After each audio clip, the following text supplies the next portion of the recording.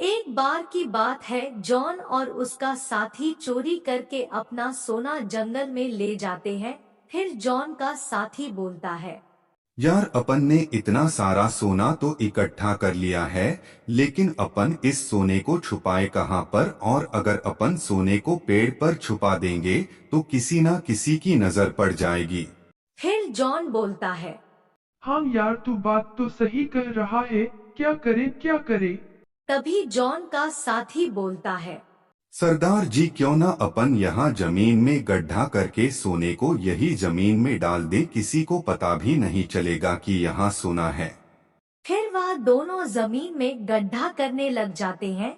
थोड़ी देर में गड्ढा हो जाता है और उस गड्ढे में से अचानक से एक बहुत बड़ा राक्षस आ जाता है। वह राक्षस काफी बड़ा था। उस राक्षस को देखकर वह दोनों जल्दी से वहां से भागने लगते हैं।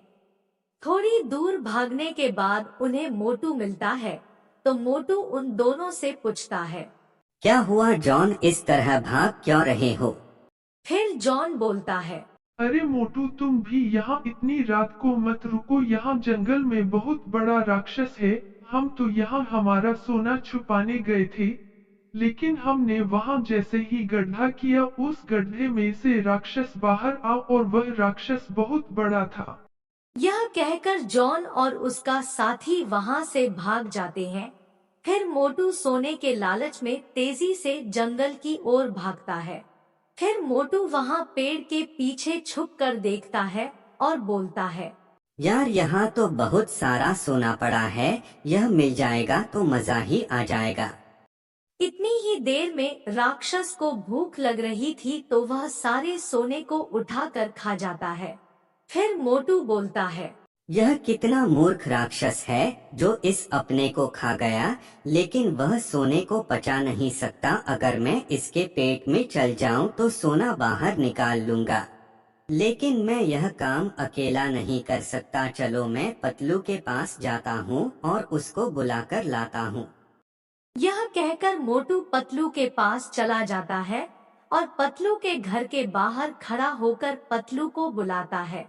तभी घर के बाहर पतलू की पत्नी आती है और बोलती है, मोटू भैया जी, आप यहाँ से चले जाओ। मैं मेरे पति पतलू को आपके साथ नहीं भेजूंगी।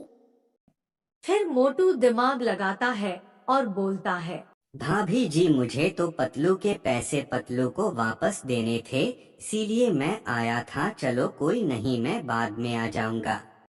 फिर पतलू की पत्नी बोलती है, नहीं नहीं भाई साहब, आप रुकिए, मैं पतलू को भेजती हूँ। फिर पतलू की पत्नी अंदर चली जाती है और पतलू को बाहर भेज देती है। फिर मोटू पतलू को सारी बात बताता है और अपने साथ जंगल में ले जाता है। फिर वहाँ राक्षस को देखकर पतलू बोलता है, मोटू यार, यह तो बहुत बड़ा राक्षस है। तू घर चल, मुझे नहीं चाहिए ऐसा सोना जिसमें अपनी जान चली जाए। फिर मोटू बोलता है, अरे यार पतलू, तू डर मत, मेरे पास एक आइडिया है। अपन इसके पेट में जाएंगे और सोना लेकर वापस बाहर आ जाएंगे। मोटू, अपन इस राक्षस के पेट में तो चले जाएंगे, लेकिन बहरा कैसे आएंगे?